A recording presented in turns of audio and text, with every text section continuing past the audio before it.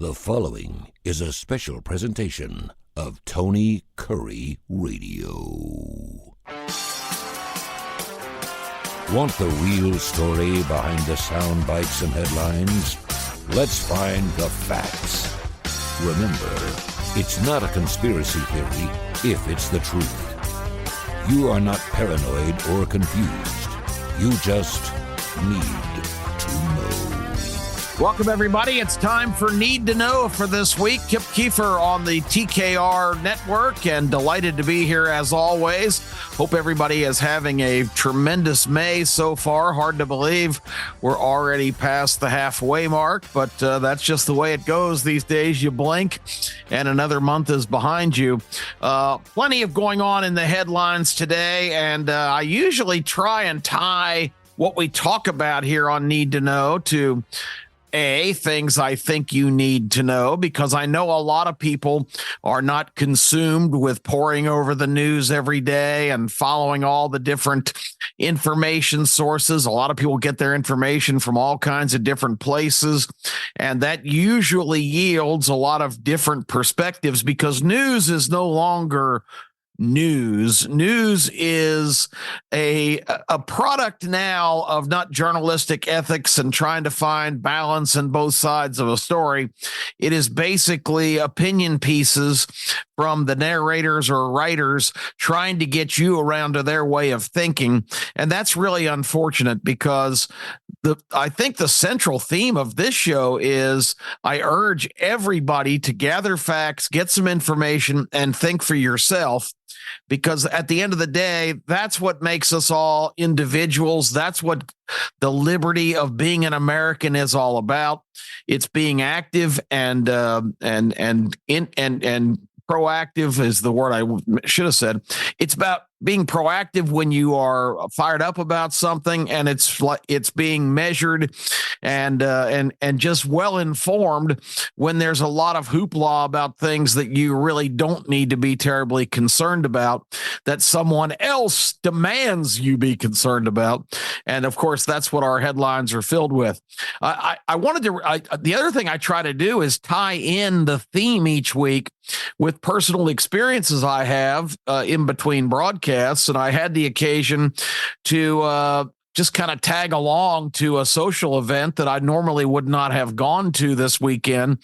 And a lot of younger folks there. And when I say younger, these were a lot of 30-somethings, and that's considerably younger than I am at this point. But people that I don't really get to interact with all that much. Friends of my nephews and my son, different people that I come across, and I'm not heavily engaged in the conversations at these kind of things. I kind of just hang back and listen, and that's sort of what happened this weekend. But I think it really was a great introduction to what I want to talk about here, because a couple of guys nearby got into a discussion about Donald Trump, and it was very interesting to hear their perspectives. One of them was very pro-Trump, and Trump has become, for a lot of people that, again, don't follow all of this news and nonsense that we're going to talk about here, happening every day right now in New York City, where he's basically been ordered to be in court every single day during this trial that's winding down finally. I'll get into that in just a minute. But one guy was very pro-Trump. And if you're pro-Trump, it's not necessarily endorsing the man personally. It's thinking back. We've very seldom in history ever had an opportunity to compare back to back two presidential terms and be able to draw direct correlations from those. The only example in American history I can think of was in the 1880s, when Grover Cleveland was the president of the United States, and he ran for re-election against a candidate named Benjamin Harrison and lost. Harrison took the presidency. In the next election, they had a rematch because Grover Cleveland ran again against Harrison, and this time Grover Cleveland won. So you had two back-to-back 4-year terms with different presidents, and that's what we have, of course, in this situation where Trump is running for to get back in the White House and kick out the guy who allegedly beat him in the last election. I'm not going to get into election malfunctions. I'm not a conspiracy theorist. I accept the results. That's how the process works. But there's a lot of things to talk about on what happened in the emergency situation of 2020, the COVID year. And I think we've touched on a lot of that. So I'm not rehashing that today. But the guy he was talking to immediately launched into, I just can't believe that anybody in their right mind could even consider voting for Donald Trump. And I got to keep qualifying things here. If you're just listening for the first time, I've been on TKR now for at least a year and a half, maybe longer. I don't. Maybe last summer, I think, is when we started, or maybe summer before us. I have no concept of time, but I do know I have said consistently, anybody who wants to label me a Trump lover, that's just laughable. Because a lot of times when Twitter was still going and it was a lot more toxic than it is now as X, anything flattering or anything positive that you would write about any policy of Donald Trump's, about anything about his presidency, about foreign policy, things working out, peace breaking out throughout the Middle East for the first time in centuries. Anytime that you would say anything positive, you would immediately be tagged by the trolling commenters that you are a quote Trump lover. I am far from a Trump lover. I think Donald Trump is a very skilled individual who has an unbelievable abundance of energy. The guy's 77 years old. Talking to my partner, Terry Quillian, over the weekend. She's down in Dallas. Trump, after going through the trial last week in New York, was given permission to court was not in session last Friday. The judge, after initially saying he couldn't go, Trump's youngest son, Barron, graduated from high school on Friday. Trump flew from New York down to Florida for the graduation ceremony. Some really great footage. No matter how you feel about the guy personally, when you see somebody not in a orchestrated situation cheering so enthusiastically when his son was introduced to go get his diploma, I mean, it touches my heart as a dad, being able to witness that a couple times, both at the high school and college level, and it was really cool. So he went from there down to Texas after the graduation ceremony and a party, flew in late at night on Friday, got up on Saturday morning, was at the golf course to tee it up about 8:15. This guy's 77 years old.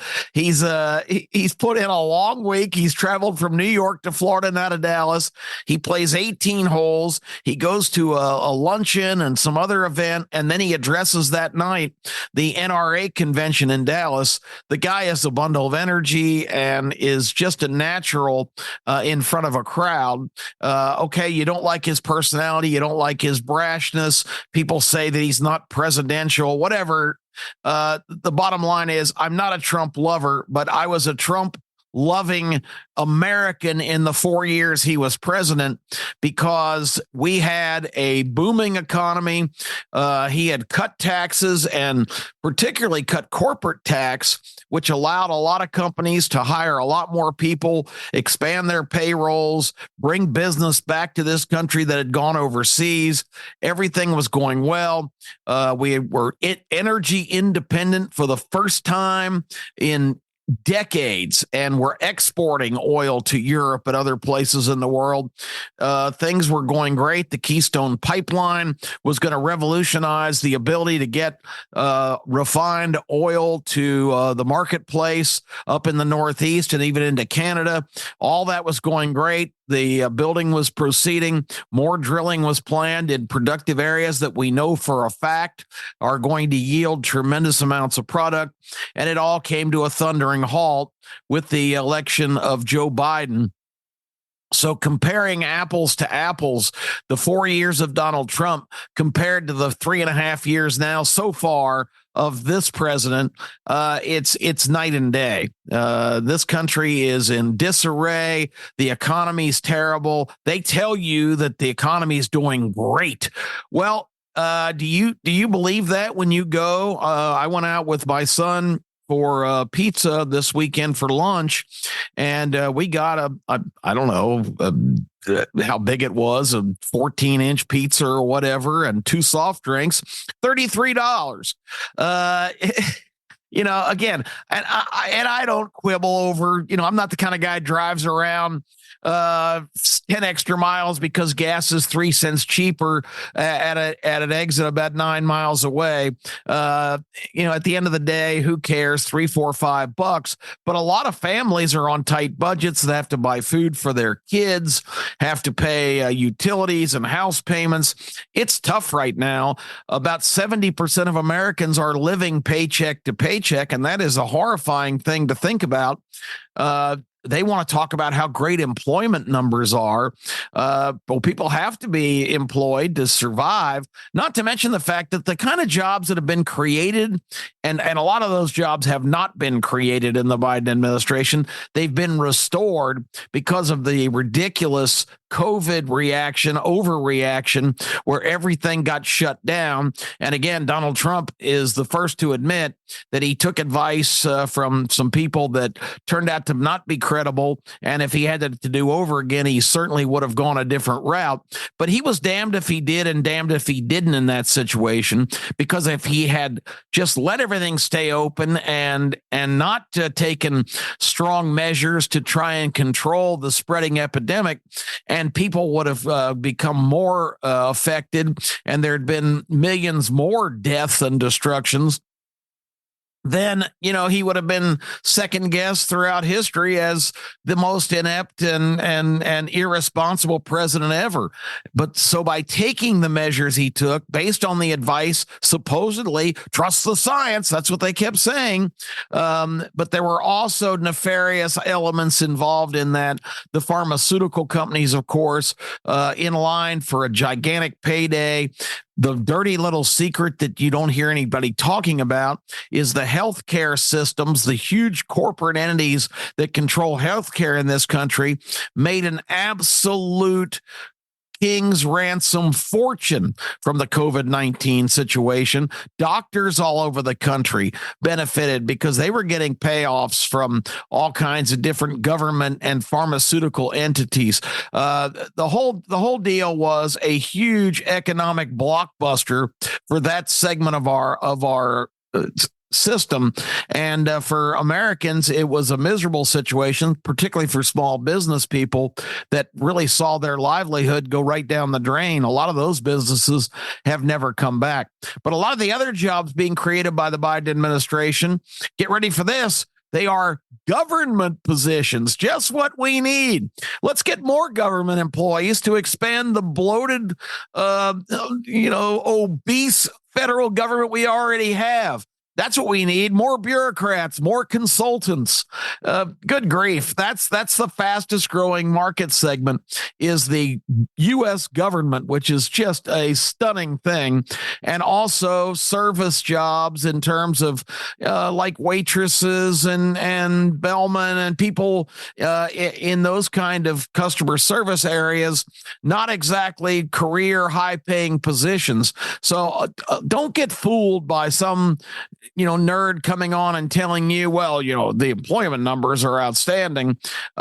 We've created, I don't know what the claim is now. We've created 18 million jobs.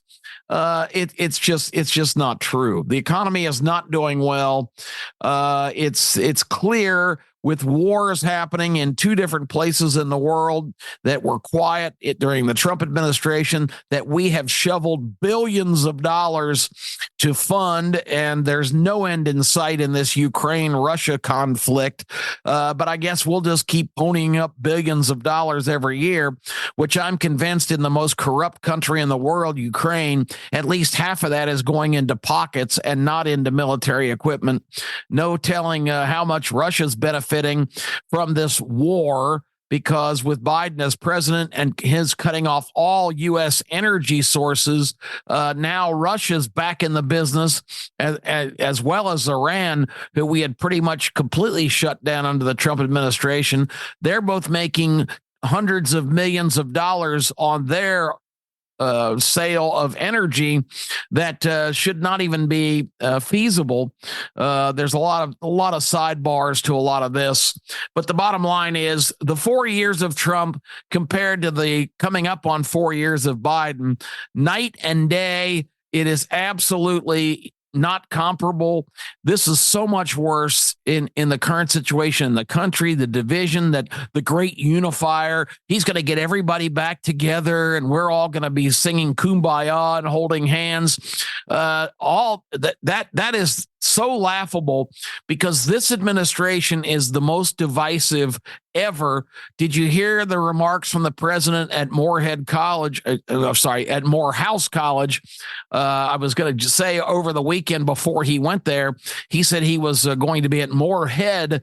And of course, it's Morehouse, the probably most prominent historically black college or university in the country. Biden declared he was going to be giving the commencement address at Morehead. Anyway, he gave that commencement address, and the students were ordered to be respectful, no protests, no outbursts, or the president of the school said he was going to immediately stop the ceremony. The crowd was very respectful, but Biden just rattled on and on about congratulations on your accomplishment, but you're in for a real tough fight because, no matter how accomplished and how smart and how qualified that African-American people are in this country, you're not going to have the same opportunities as other people. Really played all of that complete nonsense. And there's a lot of really prominent voices being heard today that are outraged with those comments of telling people that Biden telling people if he lost the election, then all of them were just destined to a life of no opportunity and no place to go. And despite their credentials, they would be overlooked. Well, during the Biden administration and during the Obama administration and during the Clinton administration, et cetera, I don't see a lot of advancement in this country on those particular topics in terms of what these guys have done to facilitate any changes. I think, first of all, that's overblown. Right now, I employ a lot of people. If somebody walks in and applies for a position that I have, I could care less what you look like. I could care less what your religious affiliation is. I could care less who you love or who you're attracted to. If you are qualified, if you are the right fit in terms of somebody who can really help my organization and help me be better and more efficient and all the things that a great employee brings to the table, you're hired. And I think my attitude is the prevalent one now. I don't see all these Democrats who only are really interested in African-American folks when it's election time because they just think they're somehow entitled to their vote. The script has changed, and I think a lot of quote minorities in this country are really starting to look at their alternatives for the first time, because there's a whole generation of folks now saying, you know what, my family and my descendants, even back to my grandparents and great grandparents, voting for Democrats, and it really doesn't make sense. Remember, the biggest opposition to the civil rights legislation of the 60s were the Southern Democrats and a big block of the Democrat Party. And all of a sudden that pivoted, and the Republicans became not supportable, although they never really changed anything policy wise. It's really an interesting dynamic, but I think the assessment is being made. So all that being said, back to the party on Saturday night, the basis of the other guy who said, I don't see how you could possibly vote for Trump. Don't you understand? He's indicted on 90 something criminal felony counts right now. And the other guy goes, oh, well, a lot of is baloney. Now I started inching closer because I knew I had to get into this conversation just to clarify some real bad information that this anti-Trump guy had, who had formed the opinion somewhere along the line that Trump's a dictator and, he's going to destroy everything if he gets back in because it's going to be nothing but revenge and he's going to have people arrested. And that's pretty laughable when the guy's point was Trump facing 90 some odd criminal felony charges, but they're so laughable. This trial in New York right now is an absolute joke. It is a state case brought by a DA who ran for that office, saying he was going to take President Trump down. He's going to be anti-Trump. He is going to find violations in New York law that Trump was guilty of. So he goes looking for the crime. This is classic Marxist communist policy. Joseph Stalin's chief of his secret police once said in Soviet Russia after the Russian Revolution and just before World War II, show me the man and I'll find some charges. And that's kind of the way they're going about this. Trump is accused of funneling money to a former porn star, Stormy Daniels, because of an alleged affair back in 2006. The alleged affair was supposedly a one-time thing. He completely denies it. She has denied it at times when she's been paid off or has a chance to get a big interview. Anyway, of course, now she's revived that because the cash cow of Trump running for president again has really revived her chance to cash in some more. But okay, if that's the case, that is awful and it's disgusting if it's true. But having an affair with a porn star is not against the law. What he's charged with is his crooked lawyer, who is an admitted perjurer, just came out of jail, has been disbarred, has been proven to be the biggest liar in the country numerous times before courts and grand juries and even Congress. Michael Cohen, he's the star witness, and that alone should put it into perspective for you that a guy with that kind of record is the star witness in this proceeding. But he actually paid Stormy Daniels before the 2016 election $130,000 to sign a non-disclosure agreement that basically stated that she wasn't going to talk about anything about this affair, and even denying that it ever happened. And the charge in New York is the felony charges are that Trump had his attorney, Michael Cohen, maneuver all this stuff, which again is not illegal. You can pay somebody for their silence, or there was no criminal proceedings at that time. Certainly, if you're running for president or if you're in a marriage, you don't want information like that coming out. So even if Trump was guilty of that, which has now been proven during this month-long trial that he's not, that's not against the law. So how have they brought this to a violation? Because also that happened in 2016. We are long beyond the statute of limitation by 2 years to even bring that charge if you were going to accuse Trump of doing something illicit on election situations. But still, the act of directing his attorney, if he had done so, is not illegal. But what he's being charged with is, and the reason that the statute of limitation is waived, is because now the accusation is that he did that in order to finagle violation and cover up of federal election laws. They're trying to say this was a campaign expense that was never disclosed. Well, that's a federal charge. In New York State, they have no jurisdiction on federal charges. And in this entire trial for 4 weeks, they have not cited one example of what federal election law has been violated. So basically, he's being tried for making a payment which another lawyer, the lawyer that Michael Cohen retained when he got in trouble for other matters, that lawyer has testified before Congress just a couple of days ago that he was told repeatedly by Cohen, I've got nothing on Trump. I did that on my own. I paid Stormy Daniels' lawyer to go away and later build the Trump organization back. So they're trying to prove this is some kind of illicit payment that Trump tried to cover up. Trump doesn't personally write the checks for his gigantic organization. This is the bookkeepers that log this as a legal expense.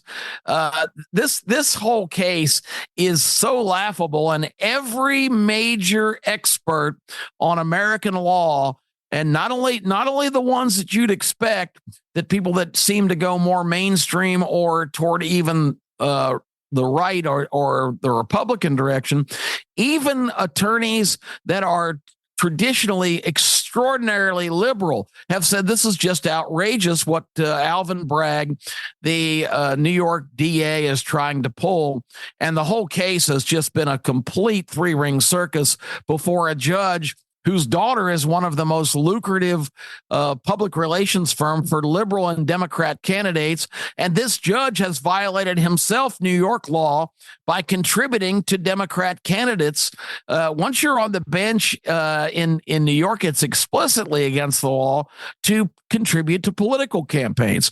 Anyway, the whole thing is a kangaroo court. It's absolutely third world banana republic stuff, and even a New York jury in a borough that voted 90% Democrat, it's going to be absolutely astounding if they come back with anything other than a not guilty, or at the very least a hung jury, because this case has been it's being laughed at now by even some left-wing journalistic sites that this case has never even declared what the federal violation was, because it has already been reviewed by the federal authorities, who, as we know, are not Trump friendly, and they refuse to take these cases. So it's absolutely absurd. As for the other charges, real quickly, because we're almost out of time, he's charged, of course, in Washington for inciting the January 6th situation.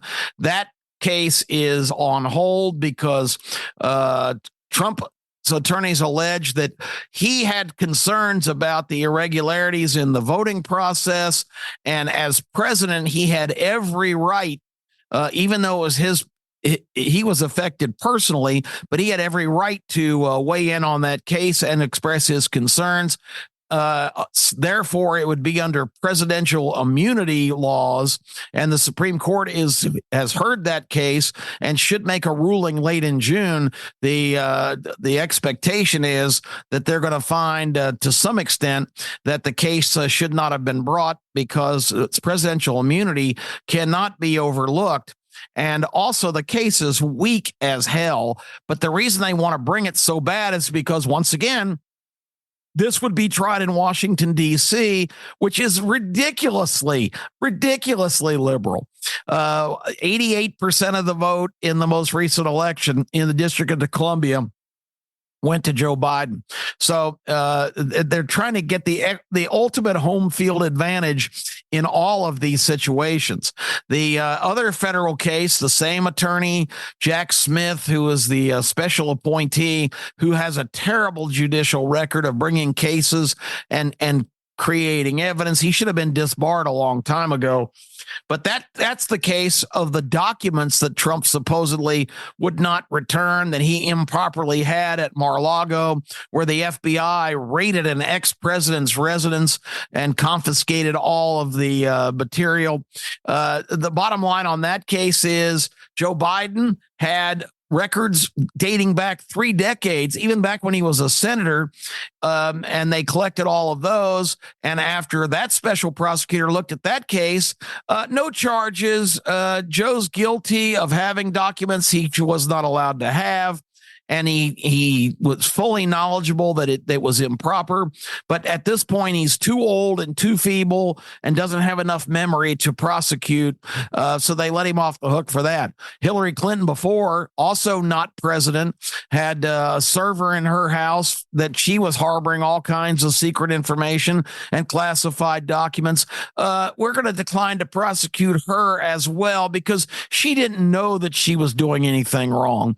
Well, Hillary Clinton is a celebrated lawyer, and that particular decision is still one of the most ridiculous in American history. So Hillary gets off the hook, Biden gets off the hook, but Donald Trump is being prosecuted for having records that don't belong to him and that he wasn't allowed to have. Well, let me just tell you this, folks. Donald Trump was president of the United States. He can take all the documents he wants because he alone, as a president, can classify or declassify those documents.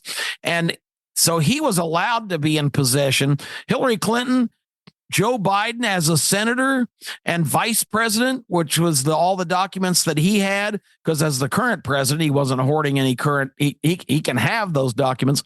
But Joe Biden had documents from his vice presidency and his Senate years, and it is illegal for him to walk away with any of those documents. Hillary had those on her computer, but Biden had them physically in his presence because he was wanting to write a memoir, which he got an $8 million advance to do. So having all of those records, pretty valuable stuff.